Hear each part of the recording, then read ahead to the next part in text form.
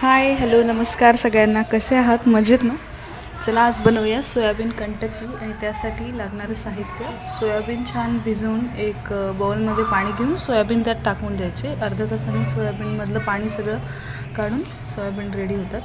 त्यानंतर त्यासाठी लागणारं साहित्य आहे: हळद, धने पावडर, तिखट, आले लसूण पेस्ट, मीठ, आणि जर तुम्हाला आणखी काही हवं असेल तर तुम्ही ॲड करू शकता.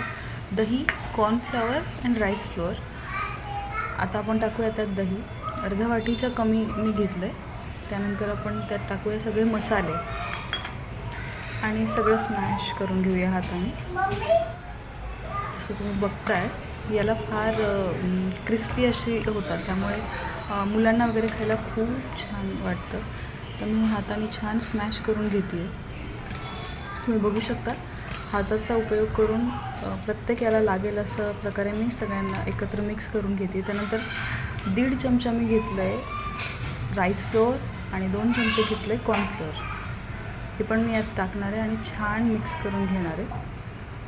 बघू शकता,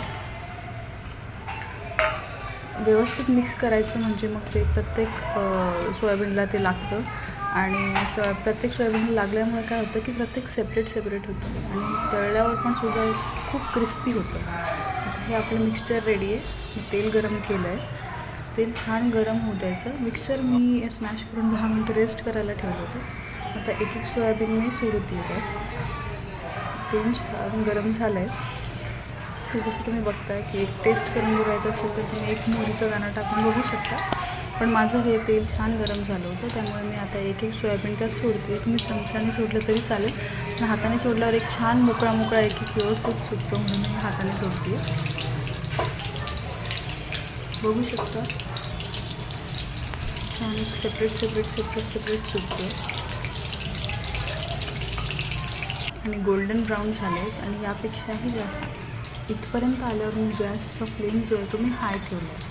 आता या स्टेजपर्यंत ते क्रिस्पी नव्हते, या स्टेजपर्यंत ते छान हे होतं. ते जे आता हा कलर आल्यावर ते खूप क्रिस्पी असे झाले. तुम्हाला बघू शकता, एक मी काढले, आवाज मला येत असेल खूप छान क्रिस्पी होते. आणि अशा प्रकारे मी सगळे तळून घेतले आणि मुलांना सर्व केले. खूप सुंदर लागतात. प्लीज नक्की करून बघा आणि आवडल्यास लाईक, शेअर, सबस्क्राईब.